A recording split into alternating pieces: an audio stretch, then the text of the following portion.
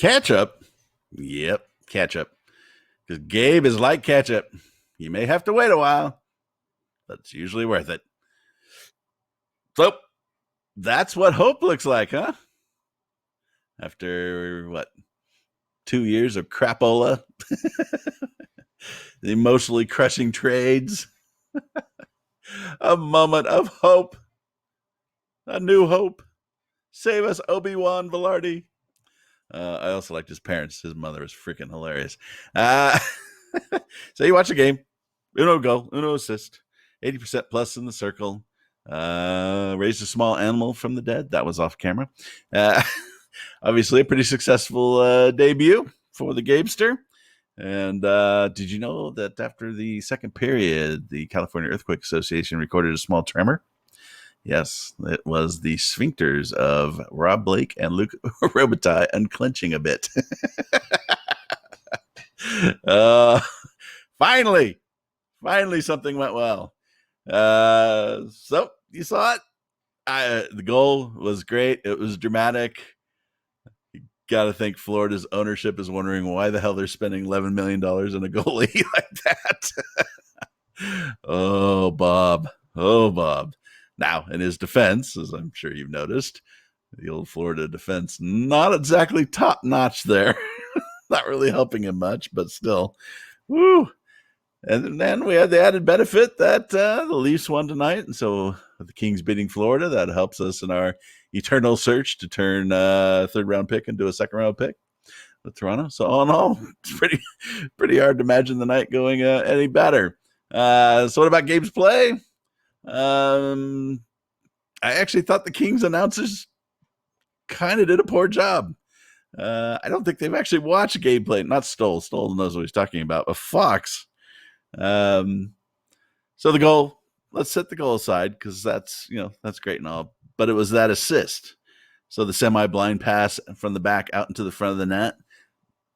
And, people were kind of freaking out about it. Don't. That is Gabe. That's Gabe's game. He will do that literally thousands of times in an NHL season. And that's his game. He's playing, circles down. And he actually, I didn't think he was that great tonight. He could be much better. I'm sure he was nervous and hyper and the adrenaline and everything else. But like the video Fox was showing of him along the wall, that's actually not great for Gabe. Gabe usually gets a puck and nobody gets it away from him. And the difference between Gabe and like a Kopitar or a lot of other players that are good along the wall is he looks for that little pass right to the front of the net. If you watch any of my old videos when we were talking about Gabe's injuries, I kept saying if he ever gets healthy, the wings on the Kings are going to fight to be on his line. And you could see it. You could see Ferk learned in the AHL. Go to the front of the net. Gabe will get the puck to you. And if you go back and look at the goal, don't look at Gabe and don't watch the puck. Watch Ferk and watch what Ferk is doing. He pops below the line. He comes back out in front of the net. He goes back and forth, back and forth. He's just waiting. Give me the puck. Give me the puck. Give me the puck. Because he's obviously learned that eventually Gabe will get it, and Gabe doesn't hold it really. He just turns and fires it out in front of the net. He will do that over and over. Now imagine, I like Ferk, but imagine if that's Kaliev or Tyler Toffoli. No, don't even start. I think Toffoli should have been traded. But, the one thing Fox said that was true is that Gabe is going to do really well as long as he's playing with a sniper. You need somebody that can take advantage of those passes in the front of the net. But as nice as that was tonight, don't be surprised. He does that all the time. And that is his game. And the other thing that's nice about Gabe that's a little bit different, go watch the game again if you get a chance. I don't know if you have it recorded, but if you do, watch his shifts. And Gabe goes to the front of the net. And, we have this mentality with the Kings, and a lot of us have bitched about it, about the perimeter play. Even though Gabe will go to the walls and win the puck, his default position is he goes to the front of the net. And refreshing. He almost had a second goal there when Bobrovsky, fumbled a shot from the point, and he just couldn't get his stick on it. But Gabe will score a lot of goals from right around the net. So the goal from the blue line isn't really what he does, but we'll take it, obviously. So anyways, I thought it was great. Really happy for him. You got to be happy for the kid. All the crap that he has gone through, my God. And again, his parents I thought were pretty funny. fresh off the boat. I didn't realize that. But yeah, no, his mom. I think she'd be hilarious. I hope she gets a Twitter account or something.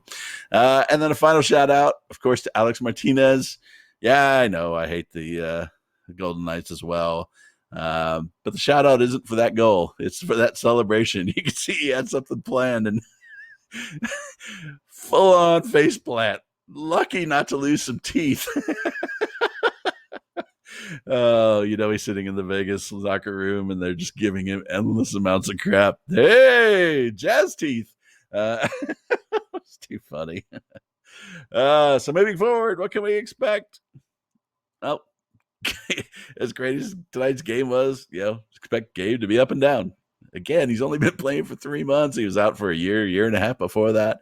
I'm shocked that he's this far along, to be honest.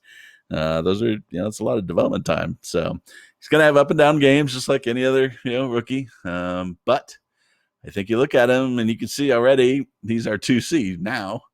And in a couple of years, we'll have Turcotte up. That gives us 3 strong centers. Oh, that's going to be glorious.